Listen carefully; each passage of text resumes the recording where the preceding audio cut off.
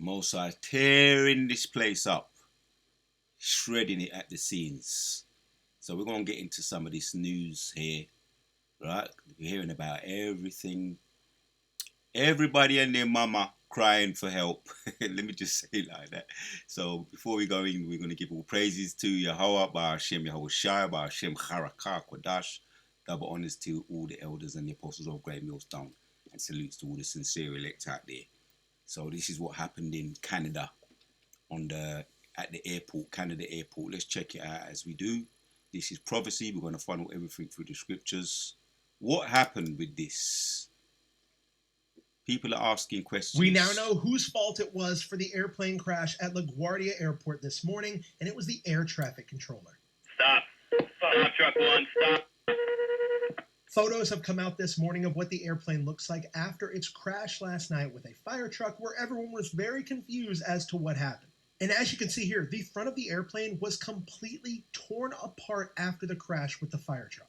And the video is so graphic, I can't show you here, but you can search for it on your own. But just know that the two pilots that were at the front of the airplane instantly lost their lives. And people are asking, how could a fire truck end up crashing into an airplane of all places in New York City? And it turns out that there was an emergency on the tarmac just a little while before the airplane came into land, and you can hear the air traffic controller telling the fire truck that it was safe to cross the runway.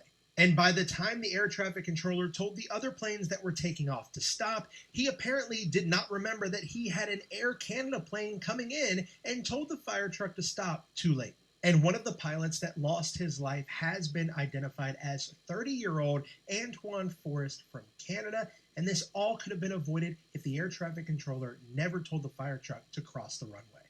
We now know... So, air traffic controller negligence, they're putting it down to, but we know the Most High is setting himself against Mount Seir, throwing them under confusion. Let's hear another one here. It was a regular flight, and then right as we hit the ground, we kind of felt like the brake was pretty hard, and we all felt something was wrong. And then it was just this sudden, overwhelming panic because we'd hit something, and there was nobody in control. It felt like we hit a wall. I mean, it was a sharp bang. That's why everybody was so bruised up, was just because of how hard that impact was. It was moving so quickly that there was already so many people bleeding for that couple seconds, and then it's continued just to be this terrifying moment where we didn't know if we were going to make it. When kingdoms go down, the Most High's got a way of throwing them into confusion. Right? That happened with the Assyrians. That happened with the ancient Egyptians. Right? It happened with Assyrians, or the Assyrians with Hezekiah.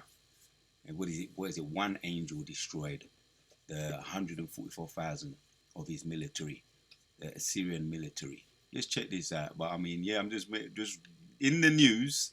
It is prophecy, and we've got a couple of precepts just to bring out. Same dude there, I believe. We went down for a regular landing, and we came in pretty hard. We immediately hit something, and it was just chaos in there. About 5 seconds later, we had come to a stop, but in that short period, I mean, everybody was hunkered down and everybody was screaming. Pretty quickly, we didn't have any directions because the pilot's cabin had been kind of destroyed. So somebody said, let's get the emergency exit and get the door in. Let's all jump out. And that's exactly what we did. How do you be so negligent? That's the question. Anyway, you forget that you have a plane controlled and it hit into a fire truck. So complete miscommunication, negligence on behalf of the air traffic controller. But let's hit the precepts. Luke 21. I find these things these air or aviation crashes interesting. Who's in control of the air and the ground? As a matter of fact, 2nd Ezra chapters 9 talks about the Most High going to visit the earth. He's in control. Man's going is of the Lord. If there be let's hit that one. Let's hit that one. Is it Amos? We want Amos chapters 3. I believe it's 6. Shall a trumpet be blown in the city, and the people not be afraid? Shall there be evil in a city, and the Lord hath not done it? So Just judgment, man. Lord is angry with the wicked, and every day does he bring his judgment to light. He loveth judgment. And I believe that's let's hit that one as well. This is a quick one, quick video, but yeah, we're gonna hit the Lord willing, we hit the appropriate precepts, updated on some of the in the news that's taking place. This, like I say, the Most High is tearing you up. Yeah, he's tearing up the kingdom, tearing up this kingdom, because we got next. Zephaniah 3 and 5 said, the just Lord is in the midst thereof. He will not do iniquity every morning. Doth he bring his judgments to light? He faileth not, but the unjust knoweth no shame. The unjust doesn't understand judgment. But the iniquity, the Most High say he ain't going to do iniquity, but he's definitely in the midst. The just Lord is in the midst thereof. He will not do iniquity every morning. Doth he bring his judgments to light? Just to say, up straight and plain, it's the large judgments, and he's bringing his kingdom down brick by brick, right? And as we know, what's going on around the world, right? The Gospels testify of it. These are the things you're going to start to see. 2nd Ezra chapters 9. He's visiting the earth. Matthew 24. Luke. Also Luke 21. The whole chapter. When you start to see these things, you know that the end is nigh. Wars, rumors of wars. Kingdoms coming against kingdoms. Nations against kingdoms. Signs in the suns and, in the stars. In the moons. In the skies. These are all signs. But let's hit this one. Ezekiel 35. Just to back up. Just to qualify. Let's start with 3. And say unto it. This is Ezekiel. He was given an assignment. Right, and his assignment was to go to, thus saith the Lord God, behold, O Mount Seir, I am against thee, and I will stretch out mine hand against thee, and I will make thee most desolate. We're at that stage. And I will lay thy cities waste, and thou shalt be desolate, and thou shalt know that I am the Lord. So, we've got the revived Romans here today. Most High's touching them. It's touching them up. Little touch here, little touch there, little jab here, little jab there. Right, touching up their aviation, throwing them into confusion before he's gonna let off. Right, that's the intercontinental ballistic missiles. We're hearing about some former 5-day ceasefire that Trump is considering or saying. That's what they're putting that out there. Trump considering a ceasefire on one incident, on one. He's basically confused too. On one. Out of one breath, he's saying there's going to be a ceasefire. Out of the other breath, he's saying we're going to bomb them back. US is going to bomb the Iranians back to the Stone Age. So he's also confused. He's causing the confusion. But we've got confusions, touchdown everywhere, right? Because thou hast had a perpetual hatred and hast shed the blood of the children of Israel by the force of the sword in the time of their calamity, in the time that their iniquity had an end. Therefore, as I live, saith the Lord God, I will prepare thee unto blood, and blood shall pursue thee, saith thou hast. Since thou hast not hated blood, even blood shall pursue thee. So there was a deletion of 2 of the air pilots. Right? Mosai ain't taking back no talk. What the Most High puts out, he say he ain't going to take it back. Right? The prophecy. Right? What goes out of his mouth, you can't take it back. That's also 2nd Ezra and 16. So a hungry lion go without getting his food. No, you can't turn it back. An arrow can't be turned back. And also, on top of everything, we still got Yahushua to return. Right? In the midst of WW3. Thus I will make Mount Seir most desolate, and cut off from it him that passeth out, and him that returneth. So no one ain't gonna get a squeeze. Let me just say, no one ain't gonna get a squeeze. Right? There'll be no one's gonna get acquitted. So here's the last one. This is what's taking place. Anytime you turn on the news, there's always something. There's always some drama, some new drama taking place.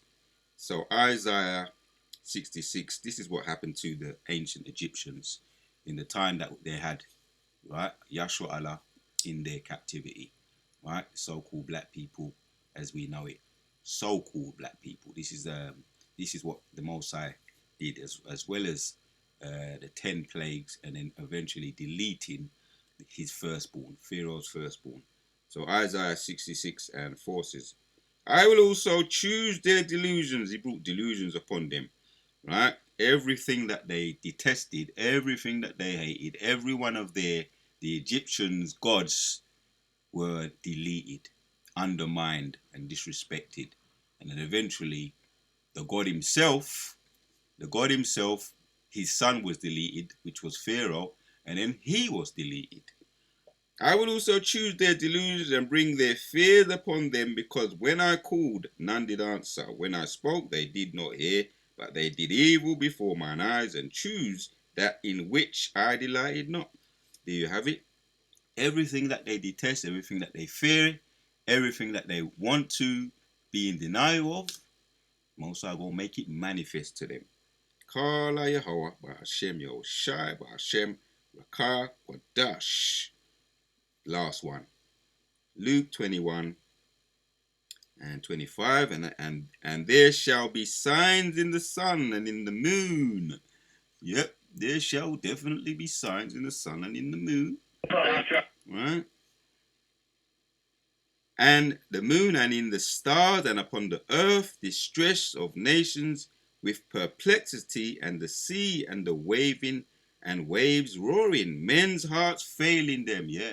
When he gave a description, this dude here, when he gave a description, it was a regular flight, and then right as we hit the ground, we kind of felt like the break was pretty hard, and we all felt something was wrong. And then it was just this sudden, overwhelming panic, because we'd hit something, and there was nobody in control. It felt like we hit a wall. I mean, it was a sharp bang. That's why everybody was so bruised up, was just because of how hard that impact was. It was moving so quickly that there was already so many people bleeding for that couple seconds, and then it's continued just to be this terrifying moment where we didn't know if we were going to make it.